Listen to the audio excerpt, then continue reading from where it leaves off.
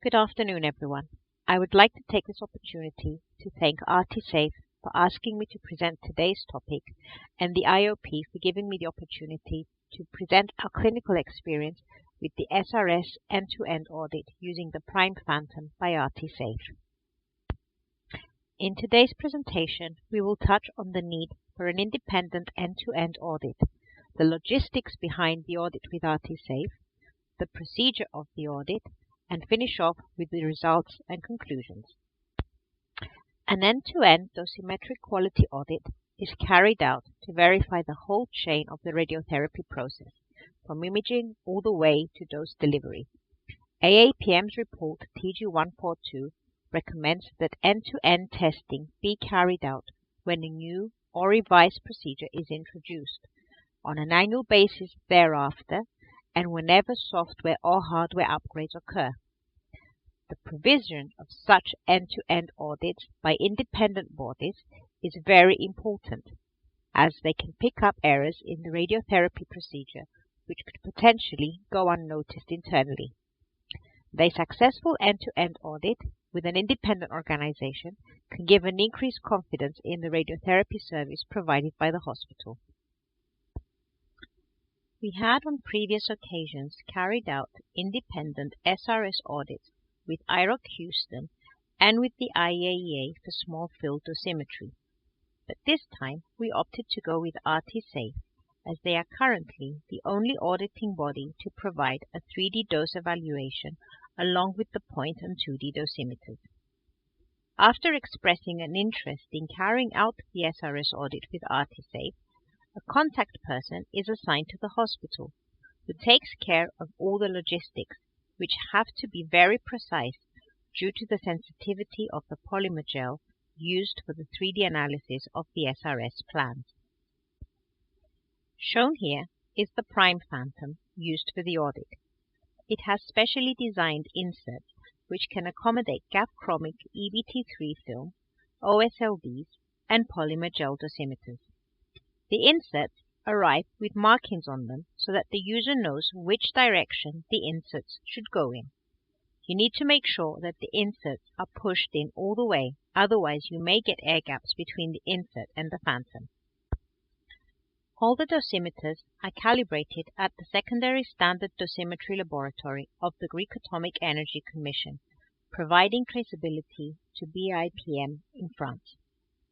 We received an RT structure set which had 3 PTVs of varying volume sizes, with PTV1 having the largest volume, and one organ at risk, which in this case was the brainstem.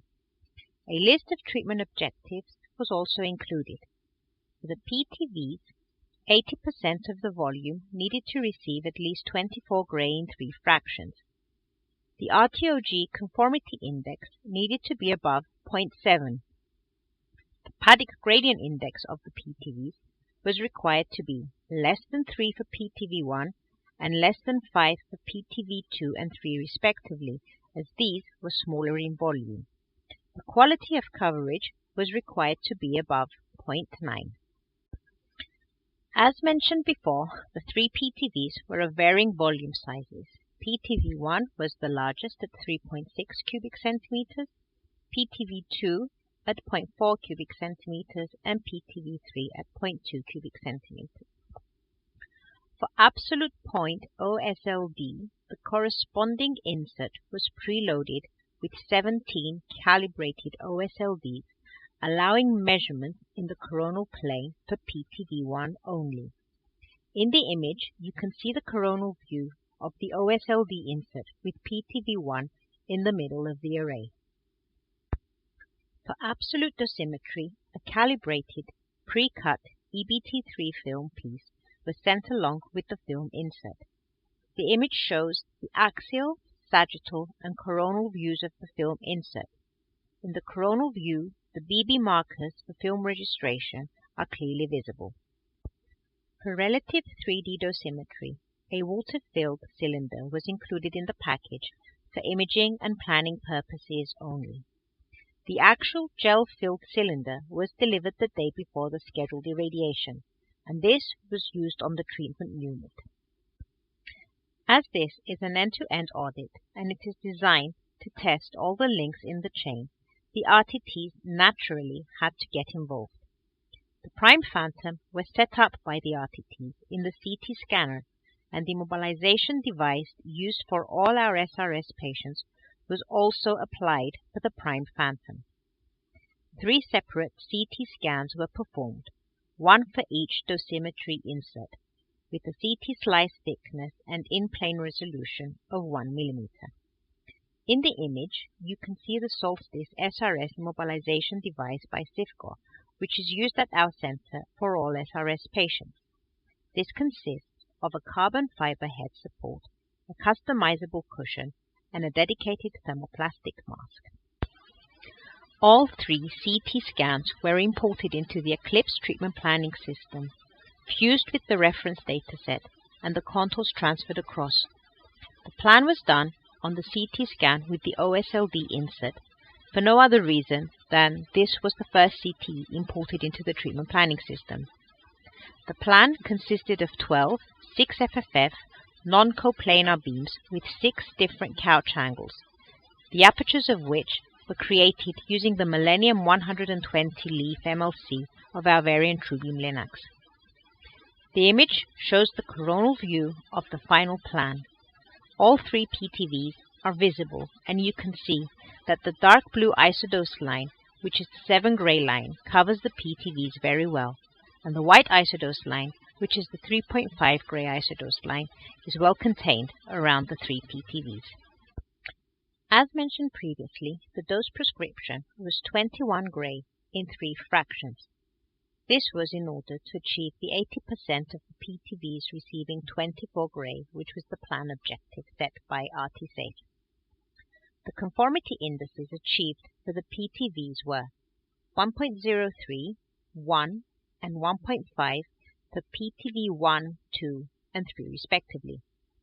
The Peraticou gradient indices achieved for the PTVs were 2.95, 5, and 4.67 for PTVs 1, 2, and 3 respectively. And the quality of coverage was 0.95, 0.976, and 0.968 for PTV 1, 2, and 3 respectively. The plan was then copied across to the other CT structure sets, which had been registered with each other.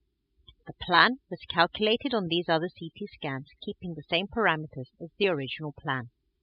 The phantom was then set up on the linear accelerator, and all 3 inserts were irradiated. In the left image, you can see the phantom in the Solstice carbon fiber head support device, lying on the customizable cushion.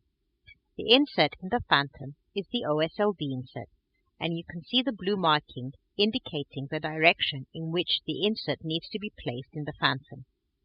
The image on the right shows the prime phantom with the gel insert and the thermoplastic mask applied on top of the phantom. The positioning of the phantom was verified using cone beam CT for all 3 inserts. For the film insert, a low-dose cone beam CT protocol was used.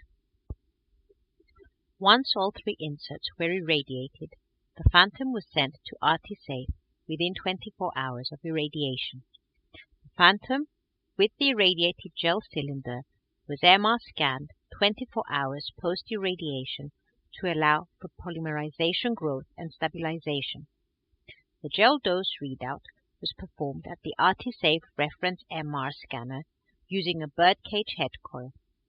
The MR acquisition was performed with a 2D multi-echo haste sequence, which consists of 4 echoes, with the first one at 36 milliseconds, and the interval between echoes was 400 milliseconds. In order to minimize MR-related geometric distortion, the highest bandwidth value was selected for the MRI readout, which in this case was 780 Hz per pixel. This, however, leads to a reduction in the SNR, so 20 acquisitions were taken in order to increase the signal-to-noise ratio. The scan length in the superior-inferior direction extended to cover the entire phantom. The MR scanning time was approximately 30 minutes, and the voxel size was 1.37 by 1.37 by 2 cubic millimeters. The resulting T2 image series was imported into the treatment planning system that RTsafe have and co-registered with the treatment planning CT images. The fused T2 images were then exported from the treatment planning system in the CT resolution, allowing for a detailed 3D qualitative comparison between treatment planning system calculations and corresponding polymer gel-derived measurements. A calculation of the corresponding relaxation rate maps was then performed in 3D. This concludes the procedure. In the image on the right, we can see the schematic representation of the dosimetry cassette along the coronal plane. PTV1, which as mentioned before, was the only PTV present in the planes of the OSLD cassette, was extending from OSLD 4 to 6 in the superior-inferior direction and OSLD 13 to 14 in the lateral direction. Hence, these are the only OSLDs whose dose is reported. The criterion of the OSLDs was that the total combined uncertainty at K1 is within plus or minus 4%. In our situation, despite the larger discrepancy on the OSLD number 5, the combined uncertainty at K1 was 1.84. The red line, seen in the middle and left images, displays the direction in which the OSLD's effective volume lies. A lateral profile along these lines was taken, and in the image on the left you can see the lateral profile for PTV1 on the reconstructed CT scan of the OSLD phantom. In the middle, the same lateral profile is taken across the equivalent slice of exported RT-dose file. The image on the right shows the 1D profile comparison between the treatment planning system and measured dose at the dosimeter's location, with the 4% error bars showing. Once again here, the red line signifies the direction in which the OSLD effective volume lies in the superior-inferior direction. And again, on the right image, the 1D profile in this direction between the treatment planning system and measured doses, with the 4% error bars showing. For the film profile comparison, the images shown here are of the contours corresponding to the treatment planning system in black and film measurements shown in red. The white line signifies the right to left profile taken across the center of each PTV. On this slide, we can see the results of the 1D profile comparisons. Passing criteria for 3% 1 mm and 5% 1 mm are shown in blue and red respectively for a gamma index of less than or equal to 1. You can see that for PTV1 and PTV2, the profiles show some discrepancy in the central region, and this is translated to a gamma index of more than 1 in these areas, especially for the 3% 1 mm. The 5% 1 mm in the lateral direction seems to have a 100% pass rate. A similar comparison was carried out in the superior-inferior direction. Again in black are the TPS lines and in red the film measurement lines. As previously, the white lines indicate the direction along which the 1D profiles were taken. In this slide, we can see the 1D profiles along the superior-inferior direction. The discrepancy in this direction seems to be larger than in the lateral direction. For the profiles of PTV1 and PTV2, there seems to be a discrepancy in the superior direction as well as in the central region of the profile, which translates to elevated gamma index values, especially for the 3% 1 mm criterion. The 1D profile of PTV3, although significantly better than PTV1 and PTV2, still shows some discrepancy in the superior direction, but as can be seen, the gamma index values are a lot better and well below 1 for both the 3% 1 mm and 5% 1 mm criteria. For the coronal slice between the film cassette slabs of the film insert, 3D gamma index calculations were carried out and are shown here. A 10% low-dose cutoff threshold was used. The image on the left shows the 5% 1 mm criterion, and the image on the right shows the 3% 1 mm criterion for a gamma index of 1. As with the 1D profiles, PTV1, which is at the top of both the images, appears to have the larger discrepancies, with some areas of a gamma index above 1 with the 5% 1 mm criterion appearing superiorly, and similarly on the 3% 1 mm criterion image appearing superiorly and centrally. For the gamma analysis, the tolerance limit is set to greater than or equal to 95% with the 5% 1 mm criterion and the 10% low-dose cutoff threshold, and the action limit to greater than or equal to 90% with the same criteria applied. In this table, you can see the different gamma passing rates chosen for evaluating the 3D gamma analysis. These gamma passing rates were chosen because they are suitable for SRS plan analysis. From the results, you can see that for all the chosen criteria, the gamma index passing rate was above 95%, with the lowest being at 3% 1 mm, which is to be expected at 97%. However, emphasis was given on the 5% 1 mm criteria, which is the RTOG criteria, and this was at 98.9%.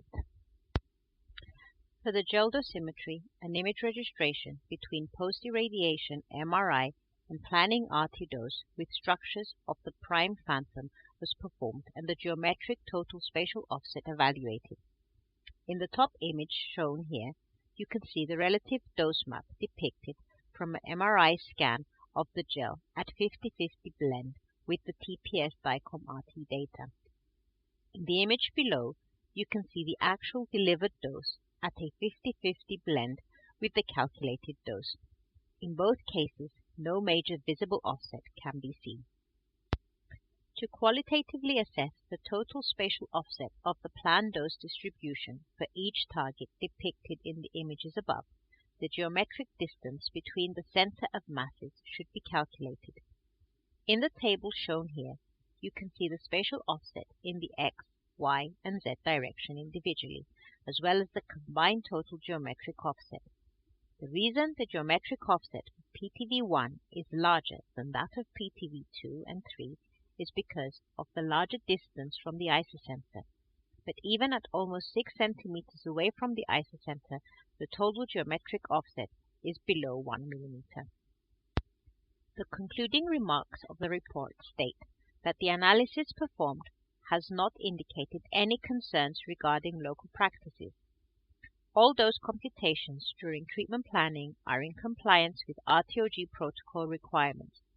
Although the organ at risk doses were beyond the scope of this report, the doses to these were constrained in accordance with the RTOG protocol guidelines. OSLD response in steep dose gradients show a high level of uncertainty, and hence they are only provided for information only. And finally, the dosimetry results meet the listed acceptance criteria proposed by the AAPM and the Radiosurgery Society Medical Physics Practice Guidelines 9A for SRS and SBRT. Thank you for your attention.